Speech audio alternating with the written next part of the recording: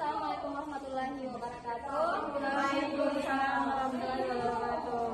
Kami dari kelompok 1 ini memaparkan hasil materi yang kami dapatkan. Sebelum kami paparkan, perkenalkan nama saya Yu dengan akhiran NIM 086. Saya Mutiara Dika dengan akhiran NIM 081. Saya Mary Triana dengan akhiran NIM 071. Saya Nurmadila dengan Basri dengan akhiran NIM 082. Saya Naya Kautri dengan akhiran NIM 068. Saya Audiawati dengan akhiran NIM 068. Baik, saya persilakan kepada teman-teman saya untuk membacakan materinya. Saya akan menjawab pertanyaan nomor 1. Pertanyaannya, pembeda dari sisi waktu dan kapasitas tentang memori jangka pendek dan memori jangka panjang.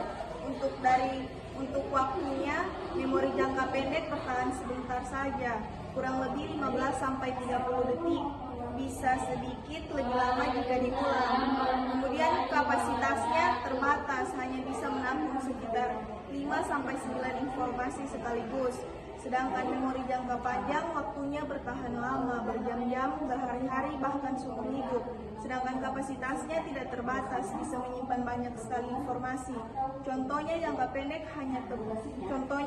pendek saat teman menyebutkan nomor telepon kita bisa ingat beberapa detik, tapi kalau tidak dicatat biasanya langsung lupa. Sedangkan contoh jangka panjang kita bisa mengingat ulang tahun orang tua atau nama orang tua. Selanjutnya akan dilanjutkan oleh teman saya.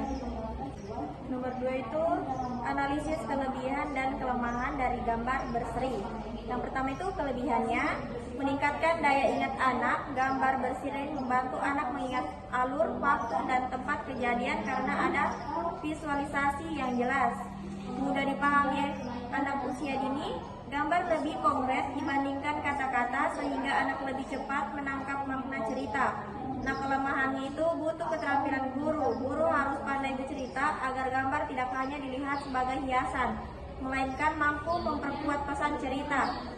Yang kedua itu resiko ada salah tafsir. Gambar yang kurang jelas atau tidak sesuai bisa membuat anak bingung memahami cerita. Selanjutnya dilanjutkan oleh teman saya. Baik, yang ketiga, metode yang bisa digunakan untuk meningkatkan memori seperti gambar berseri atau bercerita. Yang pertama, menurut Eti Fitriawati, Syukri, dan Dian Wiranda, yaitu peningkatan kemampuan daya ingat anak melalui metode bercerita dengan media gambar berseri. Kesimpulan peneliti yaitu penggunaan metode bercerita dengan bantuan media gambar berseri sangat efektif dalam meningkatkan daya ingat anak. Kemudian yang kedua, dari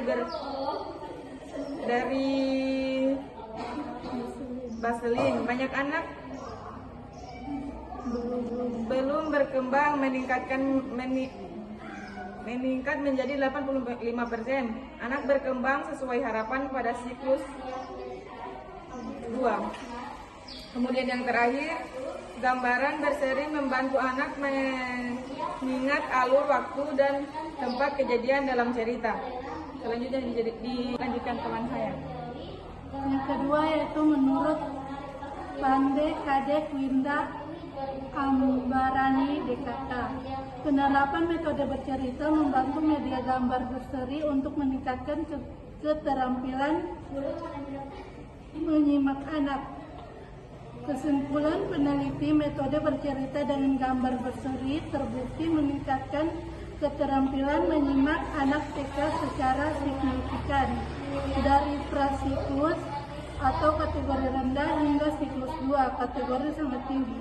Anak lebih mudah fokus, mendengarkan, dan meningkat isi cerita ketika ada bantuan visual atau gambar seri.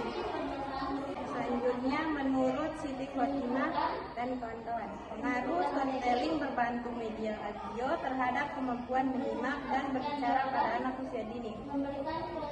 Kesimpulan peneliti, storytelling berbantu audio berpengaruh positif terhadap kemampuan menyimak dan berbicara anak. Selanjutnya, audio atau suara, intonasi, efek membantu anak lebih tertarik dan lebih mudah mengingat isi cerita.